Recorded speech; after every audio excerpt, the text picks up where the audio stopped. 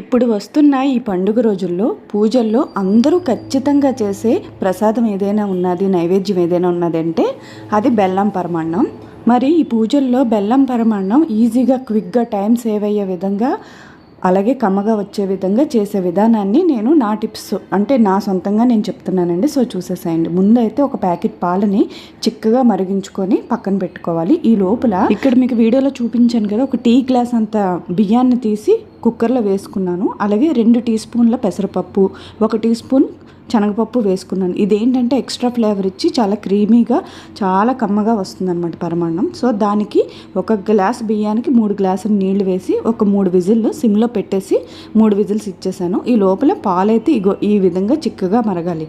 ఎందుకంటే మనం కుక్కర్లో వండుతున్నాం కాబట్టి ఆ కమ్మదనం ఎక్కడికి పోకూడదు కాబట్టి. ఈ పాలైతే చిక్కగా మరిగిపోయాయి. ఇప్పుడు మనం విజిల్ తీసిన తర్వాత కొంచెం మెదుపుకొని అన్నాన్ని కొంచెం మెదుపుకొని అందులో 3 గ్లాసుల పాలు, చిక్కటి పాలు వేసుకోవాలి. ఆ తర్వాత కొంచెం దగ్గరికి మరగనివ్వాలి, పాలతో అన్నం ఉడకనివ్వాలి. ఇలా దగ్గరికి మరిగిన తర్వాత స్టవ్ ఆఫ్ చేసేయాలి. అలాగే కొంచెం యాలకుల పొడి కూడా వేసుకోవాలి. ఇలా స్టవ్ ఆఫ్ చేసిన తర్వాత నేను ఏ గ్లాస్తో అయితే రైస్ తీసుకున్నానో అదే గ్లాస్తోని బెల్లం పొడి వేసేసి 2-3 టైమ్స్ జస్ట్ స్లోగా అలా కలిపేసి మళ్ళీ మూత పెట్టేయాలి. ఇంకెక్కడ స్టవ్ ఆన్ చేయాల్సిన అవసరం లేదు.